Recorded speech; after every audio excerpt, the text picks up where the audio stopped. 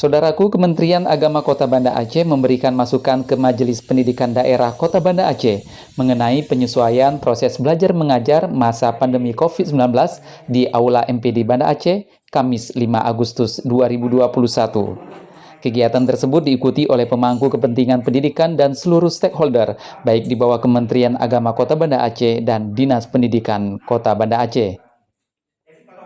Ketua MPD Kota Banda Aceh, Dr. Haji Salman Ishak MSI, menyatakan bahwa kegiatan ini dilaksanakan adalah untuk menghimpun masukan dan pemikiran dari masyarakat sebagai upaya agar pelaksanaan proses belajar mengajar di Kota Banda Aceh dapat dilakukan secara full tatap muka. Agar kepala-kepala sekolah ada dengan dukungan dari komite sekolah dapat mengambil kebijakan-kebijakan dalam belajar tatap muka sejauh tidak melanggar ketentuan-ketentuan yang digariskan oleh pemerintah. Dalam hal ini adalah gugus tugas COVID-19.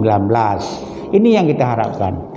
Dan hasil monitoring kami di lapangan, kepala sekolah dan guru sangat bergembira dengan adanya kebijakan belajar tatap muka yang saat sekarang ini dilakukan. Dan harapan dari kepala sekolah dan guru ke depannya ini kalau bisa jangan shift lagi lah. Kalau bisa langsung belajar full. Persoalan pendidikan bukan persoalan sederhana. Itu persoalan yang kompleks sekali. Bisa dilihat daripada berbagai dimensi di situ. Jadi inilah tujuannya. Sementara itu, Kakan Kemenak Kota Banda Aceh diwakili Kasih Pendidikan Madrasah Dr. Haja Qodria MPD dan didampingi beberapa kepala madrasah juga memberikan sumbangsi pemikiran mengenai skenario penyelenggaraan pembelajaran di lembaga pendidikan di Banda Aceh yang kini berstatus zona oranye.